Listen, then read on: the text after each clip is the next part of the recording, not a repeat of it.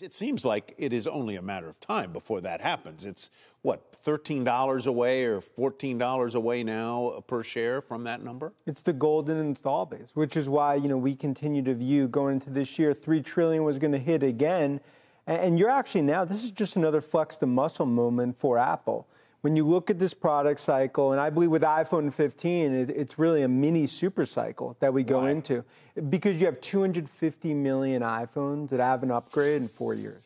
And that they have not upgraded. And that, the golden install base of Cupertino, is what differentiates it. And I think what you're really starting to see here in terms of Cook, this is an Apple on the offensive, not defensive. And I think when you look at AR, VR, that really is just tip of the iceberg to a broader AI strategy that goes with the developers. And in my opinion, on some of the parts, the services business alone is worth $1.3 trillion. I don't believe the stock stops here. I think this is one, we're just getting started relative to where we see it. So here's my question. If services are that important and becoming more important, how does this AR, VR, how does a new chip, how does an emoji and predictive text bring you back to more services? It's a great question. I mean, look, a lot of times, Cook and Apple, they're playing chess. Others are playing checkers. And I think what you're really trying to do here is developers into that ecosystem build more apps, more games, more in fitness, more in health.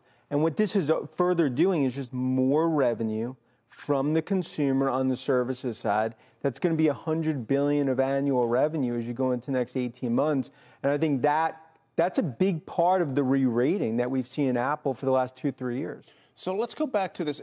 Their core product is the iPhone. That's their big moneymaker, right? You said there are, what did you say? How many million? 250? There's 250 million iPhones that of 1.2 billion have not been upgraded Two of those in 4 are years. in my house. Two of them belong to you. I think one belongs to me. What's going to make me make that leap to say, okay, I'm ready now to spend X hundred, X $1,000, because my iPhone's functioning just fine. I don't break it. The screen's still there. It's working fine. It takes pictures. What's going to get me to spend that money to jump to the iPhone 15? And that's the question that Cook and Cupertino, they ask every day. What's ultimately the catalyst? I think if you look, the chip, in my opinion, is the most undervalued innovation that's ever happened at Apple. Because they've essentially beat their chip. Their M2 chip is the best out there. And ultimately, they've beat Intel at their own game. You look at the speed of the technology in terms of what we see with the iPhone 15. You look at the photography. You look what I believe is going to be integrated AI that's further into the ecosystem, battery technology, and really more and more from a carrier perspective, it's incentivizing from a cost perspective, do the trade-ins.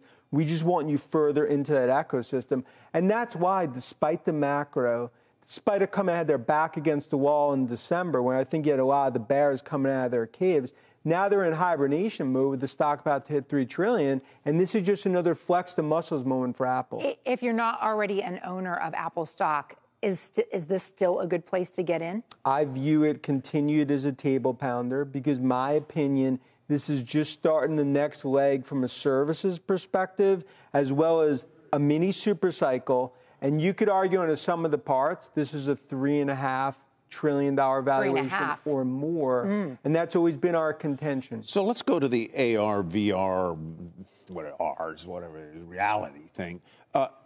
There are numbers out there that make these headsets that they seem to be poised to introduce today really, really an expensive item, a $2,000 to $3,000 item. Who's going to buy that? Who's going to want that? So I think the initial... And how big a product, at that price point, how big a product does that imply this can be? Sure. So the initial needs are going to be so expensive. How are they ever going to sell so many of these? First, this is just the first iteration. We think coming out of the gate, 150,000 units from what we're seeing out of our Asia checks would be the initial units. But ultimately, the next iterations, just like the watch, just with AirPods, then you start to go into the millions because price points are going to come down, 1,200, 1,500. But who they're focused on right here, it's not me and you, it's developers. Developers right now, there is a Game of Thrones going on for developers, Google, Microsoft, because of the AI ecosystem. So what Apple and what Cook is really talking to developers today is AR, VR. This is just going to be the first set, another platform to build on from a gaming, fitness, and others. And they're really trying to, compete with Microsoft and Meta and others for these developers and their talents, yeah?